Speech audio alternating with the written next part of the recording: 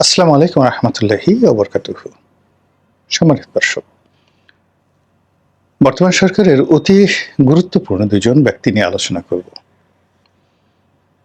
একজন হলেন পররাষ্ট্রমন্ত্রী জনাব খলিলুর রহমান,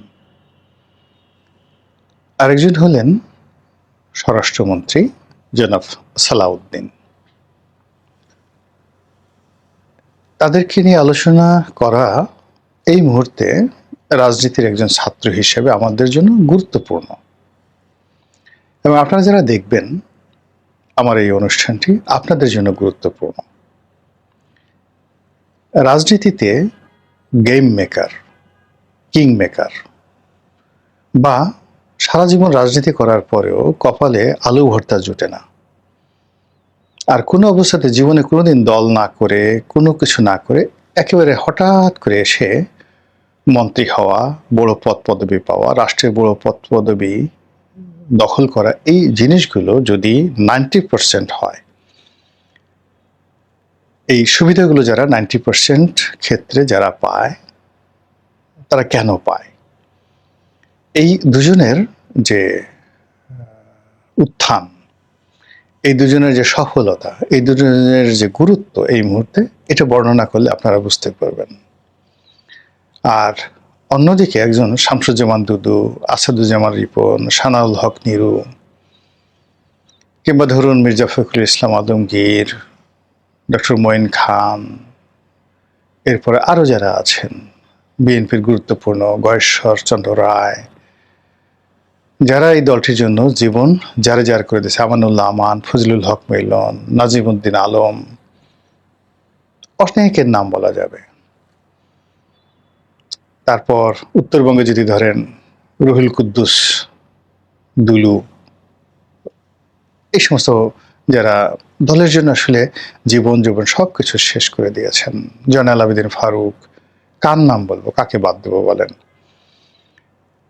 তো তারা দেখা গেল যে দল যখন ক্ষমতায় এলো, এরা মানে না ঘরকা না ঘটকা, না বাইরে যেতে পারবে না ভিতরে যেতে পারবে, কিন্তু মূল যে চাবিকাঠি এই দলের, এখন মূল চাবিকাঠি ধরেন আব্দুর রহমান সানি, প্রধানমন্ত্রীর এপিএস, মাহাদি আমিন প্রধানমন্ত্রীর উপদেষ্টা, হুমায়ুন কবির প্রধানমন্ত্রীর পররাষ্ট্র বিষয়ক উপদেষ্টা, তারপরে প্রধানমন্ত্রীর প্রেস সচিব, অর্থাৎ লন্ডনে যারা যারা ছিলেন তারা, এবং তাদের সঙ্গে সঙ্গে যারা ধরেন খুব বন্ধুত্ব ছিল যাদের সঙ্গে, এই লন্ডন গ্রুপের বন্ধুত্ব সম্পর্ক ছিল, তারা অথবা এই লন্ডন গ্রুপের লোকদেরকে সামহাও কেউ একটা ম্যানেজ করতে পেরেছে যে কোনো একটা জায়গাতে।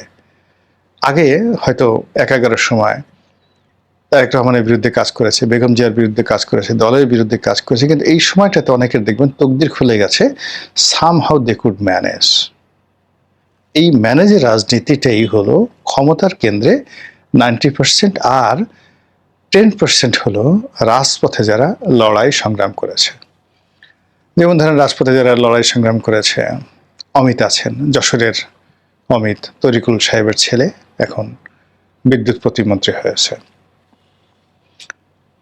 তারপর এরকম আছে, অনেকে আছেন, যেমন চট্টগ্রামের মেয়র আছেন ডক্টর শাহাদাত, অনেক কষ্ট করেছেন, লড়াই সংগ্রাম করেছেন। তারপরে ইশরাক আছেন, প্রচুর লড়াই সংগ্রাম করেছেন। কিন্তু এর বাইরে অনেকে দেখবেন যে ভিতরে বাইরে অন্য দলের যারা আছে রাতারাতি খুব ভালো একটা পর্যায়ে পৌঁছে গেছে। এখন দলের ভিতরে যারা লোকজন, তারা সারাদিন টাস্কি খাচ্ছে, হাউ ইট ইজ পসিবল, এটা কিভাবে ঘটছে, আমারই বধূ কেমনে বাদি বহিয়া, আমারই বধূ আনবাড়ি যায়, আমারই আঙিনা দিয়া, সেই মধ্যযুগের সে বিখ্যাত কবিতা। তো যাই হোক, এখন এই যে ক্ষমতার চক্রে যারা ক্ষমতার সবচেয়ে মধু এবং মেওয়া যাদের হাতে, তাদেরকে নিয়ে আমার আলোচনা করার কোনো প্রয়োজন নাই, দরকারও নেই। কিন্তু এই একই সঙ্গে ক্ষমতার যে এই মধুর চক্র, সেই মধুর চক্রের একেবারে যারা রানী মৌমাছি, যাদেরকে কেন্দ্র করে ক্ষমতাটা আবর্তিত হচ্ছে, তাদের মধ্যে এই মুহূর্তে দুজন, মানে তাদের মধ্যে না, এই দুজনই মূলত দুটো নিউক্লিয়াস। বিএনপির রাজনীতির ক্ষমতার, রাজনীতি নয়, বিএনপির যে ক্ষমতা, রাষ্ট্র ক্ষমতা, সেই রাষ্ট্র ক্ষমতার দুটো নিউক্লিয়াস হলো জনাব সালাউদ্দিন এবং জনাব খলিলুর রহমান। এখন এই দুজনের সৌভাগ্যের মূলে কি আছে? তারা বিএনপির অন্য সব নেতাদের চাইতে দেখতে সুন্দর, লেখাপড়া জানা, তাদের কি এই বিএনপির যে 17 বছরের মাঠের রাজনীতি, সেই রাজনীতিতে তাদের বিরাট কন্ট্রিবিউশন, কিংবা তাদের যে বুদ্ধি শুদ্ধি, এটা কি আবুল ফজল, টোডরমল, তারপর চাণক্য বা ম্যাকিয়াভেলির মতো, কিংবা কনফুসিয়াস অথবা অ্যারিস্টটলের মতো? নাকি তারা খুবই সৌভাগ্যবান, রাষ্ট্রিকা নিয়ে জন্ম নিয়েছেন, রাষ্ট্রিকের কারণে তারা ক্ষমতার কেন্দ্রে পৌঁছে গেছেন? কোনটা? কি বলবেন? এই বিষয়গুলো আপনি ভাবতে পারেন, কিন্তু আমি যে বিষয়গুলো বলছি সেটি হলো, এখানে এই সরকারের উপর ক্ষমতার দুটো মানে যাকে বলা সূর্য রয়েছে।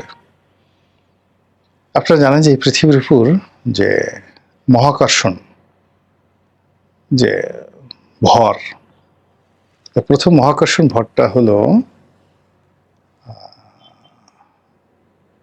সূর্যের, সৌরজগতের, মানে সূর্যের যে আকর্ষণ, সেই আকর্ষণে আমরা এই পৃথিবীর সব কিছু নিয়ন্ত্রিত হচ্ছে। এই মুহূর্তে যদি সূর্যের মতো এই বাংলাদেশকে আকর্ষিত করে রাখে ম্যাগনেটিক পাওয়ার দ্বারা, মানে সূর্যের চারিদিকে যেভাবে পৃথিবীকে ঘুরতে বাধ্য করা হয় বা ঘুরতে বাধ্য হচ্ছে নিজস্ব কক্ষপথে, এইভাবে বাংলাদেশ ঘুরতে বাধ্য হচ্ছে হোয়াইট হাউসের ইঙ্গিতে, আমেরিকার ইঙ্গিতে, আমেরিকার কথায়। এটা সর্বসাধারণ যারা আমরা লোকজন আছি, আমরা এটা মোটামুটি বিশ্বাস করি বা আমরা এটা জানি। এই গেল এক। দ্বিতীয়ত, আমেরিকার বাইরে ভারতের একটি ভীষণ রকম প্রভাব রয়েছে, এবং এই মুহূর্তে যদি বাংলাদেশের উপর ভারতের নিয়ন্ত্রণ বা আকর্ষণ, এটিকে আপনি যদি মহাকর্ষণ নাও বলেন, তবে চন্দ্র, চাঁদ যেভাবে পৃথিবীতে জোয়ার ঘটায়, ভাটা হয়, অমাবস্যা এবং পূর্ণিমার যে প্রতিফল আমাদের প্রকৃতি এবং পরিবেশে ঘটে, ঠিক তদ্রূপ ভারত আমাদের দেশের নদী নালা, পথঘাট, মানে চাঁদের যে আকর্ষণ, চাঁদের যে টান, চাঁদের টানে যে মরা কাটাল, ভরা কাটাল, জোয়ার ভাটা হয়, ঠিক তদ্রূপ ভারতের কর্তৃত্বে, ভারতের প্রভাবে আমাদের এই দেশে দীর্ঘদিন ধরে অনেক কিছু হচ্ছে এবং এখন আরো বেশি হচ্ছে। সবাই বলাবলি করে, এটা সত্য মিথ্যা আল্লাহ জানেন, আর যাদের সম্পর্কে বলে তারা যে বলতে পারেন, এটা ওপেনলি এখন আলাপ আলোচনা হচ্ছে। সেটা হলো আমেরিকার বিশ্বস্ত প্রতিভূ, রিপ্রেজেন্টেটিভ, এটিকে আপনি ইংরেজিতে ভাইসরয় বলতে পারেন, তাদের মিত্র বলতে পারেন, বন্ধু বলতে পারেন, প্রতিনিধি বলতে পারেন, ট্রাস্ট অর দি ম্যান বলতে পারেন, জনাব খলিলুর রহমান। তিনি যেভাবে একেবারে অনেকটা নাটকীয়, অলৌকিকভাবে সেই সুদূর আমেরিকা থেকে এসে ডক্টর মোহাম্মদ ইউনূসের সরকারের সংযুক্ত হলেন, এবং যেভাবে একটি অদ্ভুত নতুন একটি পদ, নিরাপত্তা উপদেষ্টা, সেই নিরাপত্তা উপদেষ্টা রূপে যেভাবে নিয়োগ লাভ করলেন, আমরা রীতিমতো অবাক হয়ে গেলাম। তারপর আমরা যেটা দেখলাম যে সেনাবাহিনী তাকে পছন্দ করছে না, এবং আমরা জানি যে বাংলাদেশে সেনাবাহিনীর ক্ষমতা এতটাই বেশি যে সেনাবাহিনী না চাইলে এদেশে কোনো কিছুই হয় না। তো সেখানে তিনি নিরাপত্তা উপদেষ্টা হলেন, সেনাবাহিনী পছন্দ করছে না, তাকে কোনো ক্যান্টনমেন্টের অনুষ্ঠানে আমরা দেখছি না, কিন্তু তিনি নিরাপত্তা উপদেষ্টা, সেনাবাহিনী তাকে কিছুই করতে পারছে না। অন্যদিকে রাজনৈতিক দলগুলো ওই মুহূর্তে তার বিরুদ্ধে চলে গেল, বিশেষ করে প্রধান বিরোধী দল হিসেবে দীর্ঘদিন রাজপথে থাকা এবং এখন সরকারি দল বিএনপি, তারা সরাসরি খলিলুর রহমানের পদত্যাগ চেয়ে বসল। আর সেই খলিলুর রহমান এখন তারেক রহমান সাহেবের পররাষ্ট্রমন্ত্রী বিএনপি সরকারের পররাষ্ট্রমন্ত্রী। এর চাইতে আশ্চর্যজনক, এর চাইতে মিরাকেল, এর সাথে অলৌকিক, এর সাথে ম্যাজিক্যাল কোনো ঘটনা আমি আমার জিন্দেগিতে কখনো দেখিনি। এবং এটা কেবলই মাত্র সূর্যের যে মহাকর্ষণ শক্তি, সেই মহাকর্ষণ শক্তিতে যখন কোনো উল্কাপিণ্ড পৃথিবীর দিকে ধেয়ে আসে, সূর্যের প্রভাবে যখন এই পৃথিবীতে তাপদাহ হয়, সেই তাপদাহে যখন ছাইমুম হয়, মরুঝড় হয়, তারপরে সমুদ্র উত্তাল হয়ে পড়ে, কিংবা সূর্য যখন দূরে চলে যায়, এই পৃথিবী যখন হিমশীতল হয়ে যায়, ঠিক ওই রকম ঘটনা খলিলুর রহমান, বাংলাদেশের রাজনীতি, আমেরিকা, তারেক রহমান এবং বিএনপিকে কেন্দ্র করে একটা বলয় তৈরি হয়ে গেছে বাংলাদেশে। খলিলুর রহমান যাকে স্নেহ করবেন, যাকে ভালোবাসবেন, যা চাইবেন, আজকের দিন পর্যন্ত তার বাইরে যাওয়ার মতো কোনো লোক আমাদের দেশে আছে কিনা খুঁজে দেখতে হবে। এই গেল একটা।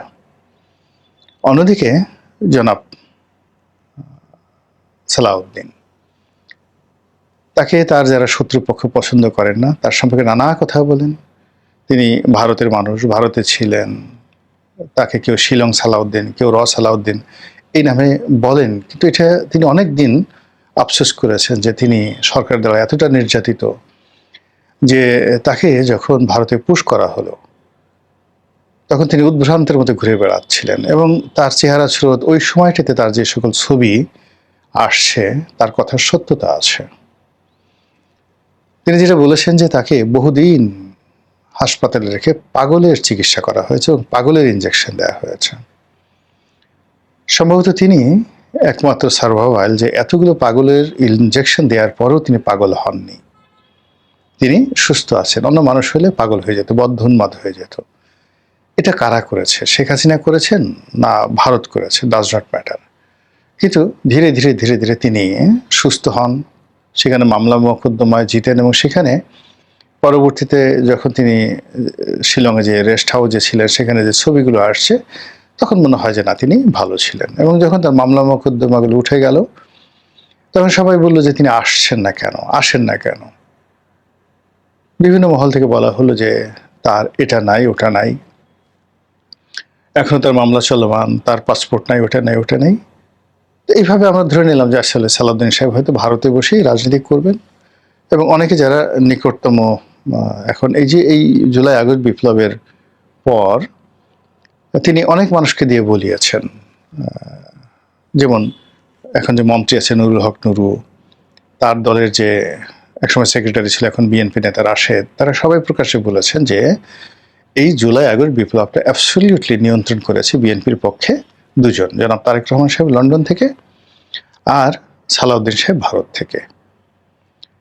আরও কতগুলো কথা বলেছেন যে তাদের যখন টাকা পয়সার দরকার হতো, তখন সালাউদ্দিন সাহেব ভারত থেকে তাদের জন্য টাকা পয়সা দিতেন। Very very significant for present politics and future politics. তিনি সেখানে ভারতে ছিলেন অসহায়, আশ্রিত, দুর্বল। তার নিজের যেখানে টাকা পয়সার সমস্যা থাকার কথা, তিনি সেখানে বাংলাদেশের রাজনৈতিক কর্মকাণ্ড পরিচালনার জন্য অর্থ দিয়েছেন। This the question. এবং এই কথা তার যারা লোকজন রয়েছেন তাকে মহৎ বানানোর জন্য, বড় বানানোর জন্য তারা বলেছে।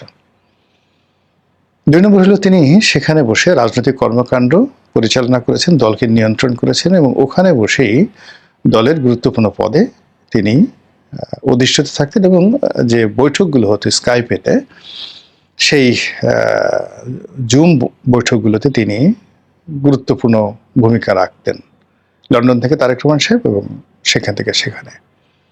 সত্য মিথ্যা আমি জানি না যে তিনি জিয়া পরিবারের খুবই ঘনিষ্ঠজন এবং তারেক রহমান সাহেবের শিক্ষকও নাকি ছিলেন। সত্য মিথ্যা জানি না, লোকজন বলা বলি করে। কিন্তু তিনি নিজে বলেছেন যে তার রয়েছে বহুমুখী সম্পর্ক এই পরিবারের সাথে। তিনি বেগম জিয়ার কর্মচারী ছিলেন, সরকারি কর্মচারী ছিলেন, তারপর তিনি রাজনীতির সহকর্মী ছিলেন, মন্ত্রী ছিলেন। এই কথা তিনি সংসদে তিনি বলেছেন। এখন সেই ভদ্রলোক মানে স্বরাষ্ট্র মন্ত্রণালয়ের দায়িত্বে। এখন তার সঙ্গে ভারতের কানেক্টিভিটি, তার সঙ্গে আওয়ামী লীগের দূরত্ব, তার সঙ্গে বিএনপির সাথে সম্পর্ক, এরপরে দীর্ঘদিন তিনি দেশের বাইরে থেকে হঠাৎ করে যখন ডক্টর মোহাম্মদ ইউনূস ক্ষমতায় এলেন এবং কোনো রকম সারা বাংলাদেশকে আশ্চর্য করে দিয়ে তিনি সঙ্গে সঙ্গে বাংলাদেশে চলে আসলেন বিনা বাধা, এবং এসেই হিরো। বিএনপি পুরো রাজনীতিতে তিনি নিয়ন্ত্রণ করছিলেন এবং ইউনূস জামানাতে পুরো 17টি মাস মূলত তিনি ছিলেন ডিফ্যাক্টো সভাপতি, ডিফ্যাক্টো জেনারেল সেক্রেটারি। তার কথার বাইরে কোনো কিছু তখনও হয় নাই, এখনো হচ্ছে না। তো এই যে দুজন মানুষ, খলিলুর রহমান এবং সালাউদ্দিন সাহেব, তাদেরকে কেন্দ্র করে সংসদ চলছে, তাদেরকে কেন্দ্র করে সংসদের বাইরে রাজনীতি নিয়ন্ত্রিত হচ্ছে, তাদেরকে কেন্দ্র করে ভারতের লবি, তাদেরকে কেন্দ্র করে আমেরিকান লবি, তাদেরকে কেন্দ্র করে মার্কিন যুক্তরাষ্ট্র থেকে বিমান কেনা, তাদেরকে কেন্দ্র করে বাংলাদেশে জঙ্গিদের হামলা হবে এবং পুলিশ রেড অ্যালার্ট জারি। কি হচ্ছে, কি হবে, কেন হচ্ছে, কেন হবে, এভাবে কেন আমাদেরকে আলোচনা করতে হচ্ছে? এরকম তো খলিলুর রহমান বা সালাউদ্দিন সাহেবদের মতো এরকম যাকে বলে সুপারম্যান, রাজনীতির যে সুপারম্যান, এটা তো আমাদের রাজনীতিতে কখনো ইতিপূর্বে ছিল না। স্বাধীনতা থেকে আজকের অবধি পর্যন্ত বিএনপি তো বিগত সরকার চালিয়েছে, কিন্তু তখন তো এরকম খলিলুর রহমান বা সালাউদ্দিন সাহেবদের মতো এইরকম আমি যে কাহিনীগুলো বললাম একটার পর একটা একটার পর একটা, এইভাবে কোনো ঘটনা ঘটেনি। তো যখন ব্যতিক্রম কোনো ঘটনা ঘটে, ফলাফলটাও তো ব্যতিক্রম হবে। এখন এই যে খলিলুর রহমান সাহেব বা এই যে সালাউদ্দিন সাহেব, এই দুজনের মধ্যে কার ক্ষমতা বেশি, কার প্রভাব বেশি, কার দাপট বেশি, কার যোগ্যতা বেশি, কে কতটা দেশপ্রেমিক, কে কতটা, মানে আরও একটা ব্যাপার হলো এই সরকারের কিন্তু আরও একটা ব্যাপার আছে। এই সরকারের অনেক গুরুত্বপূর্ণ জায়গাতে যারা আমেরিকান পাসপোর্টধারী আছে, বিদেশি পাসপোর্টধারী আছে। এই সরকারের মধ্যে লেখাপড়া খুব কম জানা লোক আছে, আবার বেশি লেখাপড়া জানা লোকও আছে। সব মিলিয়ে আমরা একটা নতুন বিশ্বে পদার্পণ করতে যাচ্ছি, নতুন দুনিয়ার সন্ধান পেয়েছি, নতুন সরকার ব্যবস্থা, নতুন বন্দোবস্ত, নতুন রিসেট বাটন, নতুন ভার্সন, গভর্নমেন্টের একটা নতুন ভার্সন। মহান আল্লাহ জানেন আমাদের কপালে কি আছে। আসসালামু আলাইকুম রহমতুল্লাহি ওয়া বারাকাতুহু।